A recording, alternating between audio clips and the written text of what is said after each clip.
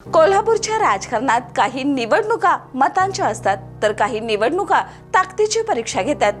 गोकुळ दूध संघाची निवडणूक ही अशाच निवडणुकांपैकी एक। येथे विजय मिळवणं म्हणजे केवळ एका सहकारी संस्थेवर सत्ता मिळवणं नाही, तर ग्रामीण भागातील राजकीय प्रभाव सिद्ध करणं।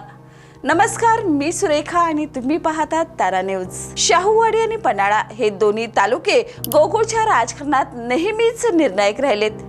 या भागातील दूध संस्था, त्यांचे प्रतिनिधी आणि स्थानिक नेतृत्व कोणाच्या बाजूने उभं राहतं यावर अनेकदा अंतिम चित्र ठरत असल्याचं दिसून आलंय। मात्र यंदाची परिस्थिती वेगळी आहे।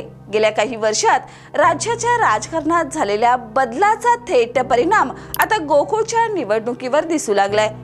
कालपर्यंत एकत्र काम करणारे अनेक नेते आज वेगवेगळ्या राजकीय भूमिकामध्ये आहेत, त्यामुळे जुनी गणिते यावेळी लागू पडतीलच याची खात्री देता येत नाही।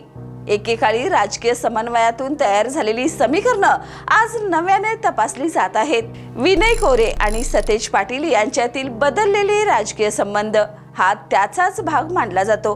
त्यामुळे यावेळी उमेदवारीपासून ते प्रचारापर्यंत प्रत्येक निर्णय अधिक महत्त्वाचा ठरणार आहे। शाहूवाडी तालुक्यात जनसुराज्य शक्ती पक्षासमोर सर्वात मोठा प्रश्न म्हणजे उमेदवारीचा। करणसिंह गायकवाड यांना पुन्हा संधी द्यायची की सर्जेराव पाटील पेरिटकर यांच्यासारख्या नव्या पर्यायावर विश्वास ठेवायचा, याकडे सर्वांचंच लक्ष लागले। कारण या निर्णयावर पुढील राजकीय लढतीचं गणित अवलंबून राहू शकतं। दुसरीकडे सत्यजित पाटील सरोडकर यांनीही स्थानिक पातळीवर आपली ताकद कायम असल्याचे संकेत दिलेत। ते आगामी निवडणुकीत कोणत्या राजकीय बाजूने उभे राहतात यावर अनेक समीकरणं बदलू शकतात।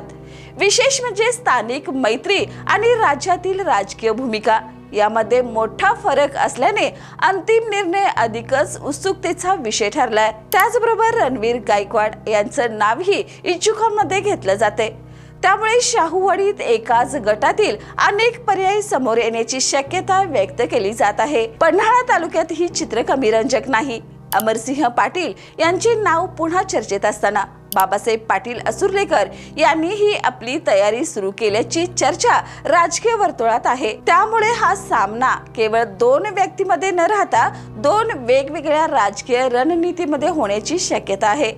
यंदाच्या निवडणुकीत सर्वात महत्त्वाचा प्रश्न फक्त उमेदवार कोण असेल हा नाही, तर बदललेल्या राजकीय आघाड्यांचा स्थानिक पातळीवर किती परिणाम होतो हा आहे।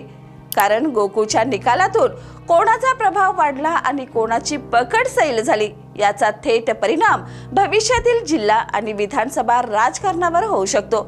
म्हणूनच गोकुळची ही निवडणूक केवळ सहकार क्षेत्रापुरती मर्यादित राहिलेली नाही, ती आता शाहूवाडी पन्हाळ्याच्या राजकीय भविष्याचा महत्त्वाचा निर्देशक बनली आहे। पुढील काही दिवसात होणाऱ्या उमेदवारीच्या घोषणा आणि त्यानंतरची राजकीय हालचालच या लढतीचा खरा रंग ठरवणार आहे। या आणि अशाच ताज्या अपडेटसाठी पाहत रहा तारा न्यूज।